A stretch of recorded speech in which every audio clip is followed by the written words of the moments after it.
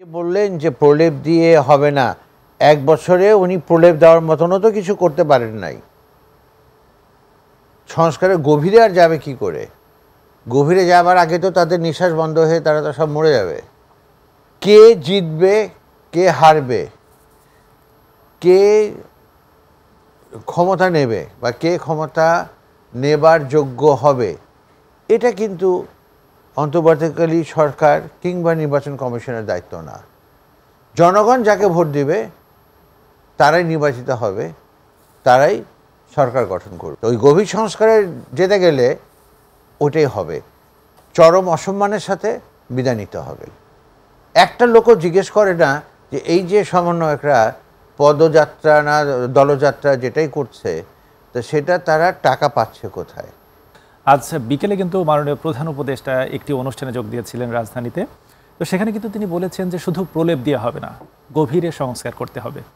আসলে এই যে আজকে প্রধান উপদেষ্টা এমন একটি কথা বললেন, এই কথার মধ্যে আসলে কি বার্তা দেয়?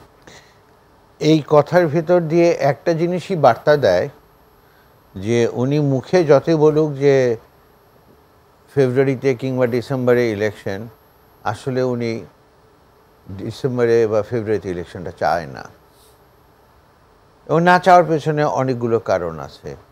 ফলে ছলে বলে কৌশলে নানানভাবে উনি চেষ্টা করছেন যে এটাকে কি করে পিছানো যায়।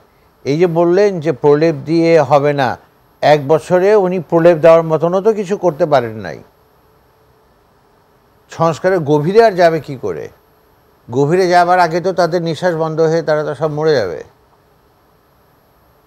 খুব স্পষ্টভাবে বলতে হয় এই কথাটা যে সংস্কার একটা চলমান প্রক্রিয়া, এটাকে যদি আপনি না বোঝেন তাহলে তো আপনার ওই চেয়ারেই থাকা উচিত না। খুব ভালোভাবে দেখেন আপনি খেয়াল করে, এই যে কথাগুলো বলে প্রলেপ, আরে প্রলেপ তো দিতে পারে নাই সংস্কারে। দাদা কি বলেন, কোথাও হয়েছে? কোথাও তো সংস্কারে কিছুই হয় নাই। ১ বছরের সংস্কারে হয় নাই, সংস্কারের হয় নাই। তো তাহলে কি? হ্যাঁ, একটা জিনিস যেটা ঐক্যমত্য কমিশন, যেটা রাজনৈতিক দলগুলোর সাথে আলাপ আলোচনা করেছে, করে তারা ২০টা মানে ডিসিশনের ভিতরে ১২টাতে তারা ঐক্যমত হয়েছে, তাই না দাদা? ১২টাতে তারা ঐক্যমত হয়েছে। তো এখন এই ১২টা ঐক্যমত হয়েছে, আমি তো মনে করি it is more than enough, more than enough. এখন বুঝতে হবে তাদের কোনো বিকল্প নাই। নির্বাচন একমাত্র উপায় হচ্ছে নির্বাচন।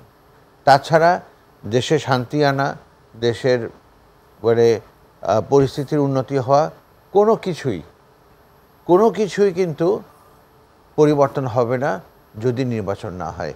এই যে দাদা যেটা বলেন যে লন্ডনে প্রফেসর ইউনূস এবং তারেক রহমানের সাক্ষাতের পর সারা দেশ শান্ত হয়ে গেছিল, একটা সুন্দর পরিবেশের তৈরি হয়েছিল এবং ইলেকশন একটা ভাব এসে যাচ্ছিল। কিন্তু যে মাত্র প্রফেসর ইউনূস ঢাকায় ফিরে আসলেন, ফিরে আসার পরে নানান কথা বলা শুরু হলো এবং এটা যে পিছানো শুরু হলো, তো ফলে যেটা হচ্ছে, তাহলে রনক ভাই যেটা বলছিলেন, তাহলে কি সেই আবহাওয়াটা কি কেটে গেছে নাকি, যে নির্বাচনের সেই ভাবটাকে এখন উপলব্ধি করা যাচ্ছে না? না, সেটা তো কেটে গেছিল। আবার যখন চারিদিক থেকে প্রচণ্ড চাপ আসছে, তখন আবার উনি বলেছেন যে শিগগিরই আমি ঘোষণা করছি, ৫ই অগস্টে ঘোষণা করছি। মানে এটা যেন ওই যে বউ দেখতে যায় না, যে না এখন দেখানো যাবে না, ঘোমটার টানা আছে, আর একটু পরে, আরও পরে, ওরকম ব্যাপার। এটা তো তা না, রোড ম্যাপ ক্লিয়ারলি ঘোষণা করে দেবে। আর আমি একটা কথা ক্লিয়ারলি বলতে চাই, কে জিতবে, কে হারবে, কে ক্ষমতা নেবে বা কে ক্ষমতা নেবার যোগ্য হবে, এটা কিন্তু অন্তর্বর্তীকালী সরকার কিংবা নির্বাচন কমিশনের দায়িত্ব না। জনগণ যাকে ভোট দিবে তারাই নির্বাচিত হবে, তারাই সরকার গঠন করবে। রনক ভাই, প্রধান উপদেষ্টা নির্বাচনের রোডম্যাপ ঘোষণা করবেন, তিনি কিন্তু আজকে একটি কথা বলেছেন যে আমরা যদি গভীরভাবে সংস্কারে না যাই তাহলে স্বৈরাচার আবারও ফিরে আসতে পারে। এখন তো ওনারা সবচেয়ে বড় স্বৈরাচার, এখন তো ওনারা সবচেয়ে বড় স্বৈরাচার।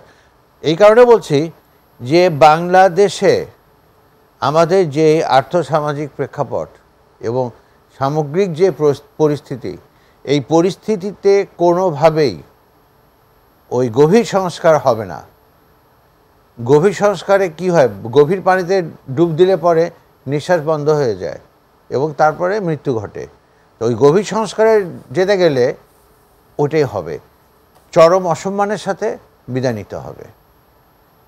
এই সরকার যত দ্রুত নির্বাচন দেবে তত দেশের জন্য, তাদের জন্যে মঙ্গলজনক।